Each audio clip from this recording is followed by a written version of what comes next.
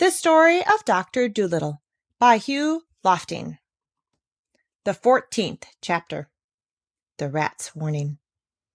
Dragging a ship through the sea is hard work, and after 2 or 3 hours the swallows began to get tired in the wings and short of breath. So they sent a message down to the doctor to say that they would have to take a rest soon, and that they would pull the boat over to an island not far off and hide it in a deep bay till they had got breath enough to go on. And presently the doctor saw the island they had spoken of. It had a very beautiful high green mountain in the middle of it. When the ship had sailed safely into the bay, where it could not be seen from the open sea, the doctor said that he would get off onto the island to look for water, because there was none left to drink on his ship. And he told all the animals to get out too and romp in the grass to stretch their legs. Now, as they were getting off, the doctor noticed that a whole lot of rats were coming up from downstairs and leaving the ship as well. Jip started to run after them because chasing rats had always been his favorite game, but the doctor told him to stop.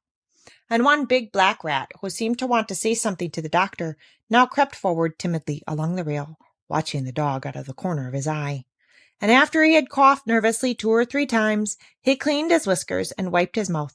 He said, You know, of course, that all ships have rats in them, doctor, do you not? And the doctor said, Yes. And you have heard that rats always leave a sinking ship? Yes, said the doctor, so I've been told. People, said the rat, always speak of it with a sneer, as though it were something disgraceful. But you can't blame us, can you? After all, who would stay on a sinking ship if he could get off of it? Well, it's very natural, said the doctor. Very natural. I quite understand. Was there anything else you wish to say? Yes, said the rat. I've come to tell you that we are leaving this one, but we wanted to warn you before we go. This is a bad ship you have here. It isn't safe. The sides aren't strong enough. Its boards are rotten. Before tomorrow night it will sink to the bottom of the sea. And how do you know? Asked the doctor. We always know, answered the rat. The tips of our tails get that tingly feeling, like when your foot's asleep. This morning at 6 o'clock, when I was getting breakfast, my tail suddenly began to tingle. At first, I thought it was my rheumatism coming back, so I went and asked my aunt how she felt. You remember her, the long piebald rat, rather skinny, who came to see you in Puddleby last spring with jaundice. Well, and she said her tail was tingling like everything.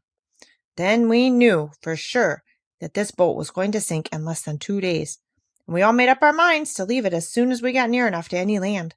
It's a bad ship, doctor. Don't sail in it any more, or you'll surely be drowned. Goodbye. We are now going to look for a good place to live on this island. Goodbye, said the doctor. Oh, and thank you very much for coming to tell me. Very considerate of you. Very. Give my regards to your aunt. I remember her perfectly. Leave that rat alone, Jip. Come here. Lie down.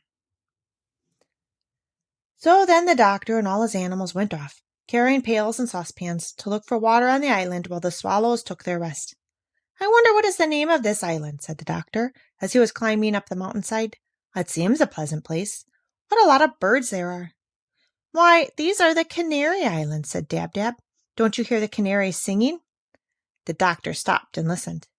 Why, to be sure, of course, he said. How stupid of me.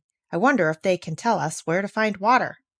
And presently the canaries, who had heard all about Dr. Dolittle from birds of passage, came and led him to a beautiful spring of cool, clear water where the canaries used to take their bath, and they showed him lovely meadows where the birdseed grew and all the other sights of their island. And the Pushmi-Puyu was glad they had come, because he liked the green grass so much better than the dried apples he had been eating on the ship. And Gub-Gub squeaked for joy when he found a whole valley full of wild sugar-cane. A little later, when they had all had plenty to eat and drink, and were lying on their backs while the canaries sang for them, 2 of the swallows came hurrying up, very flustered and excited. Doctor, they cried, the pirates have come into the bay, and they've all got onto your ship. They're all downstairs looking for things to steal, and they have left their own ship with nobody on it. If you hurry and come down to the shore, you can get onto their ship, which is very fast, and escape. but you'll have to hurry." "That's a good idea," said the doctor. "Splendid." And he called his animals together at once, said goodbye to the canaries, and ran down to the beach.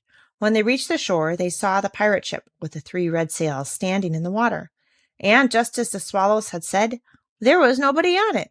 All the pirates were downstairs in the doctor's ship, looking for things to steal. So John Dolittle told his animals to walk very softly, and they all crept on to the pirate ship.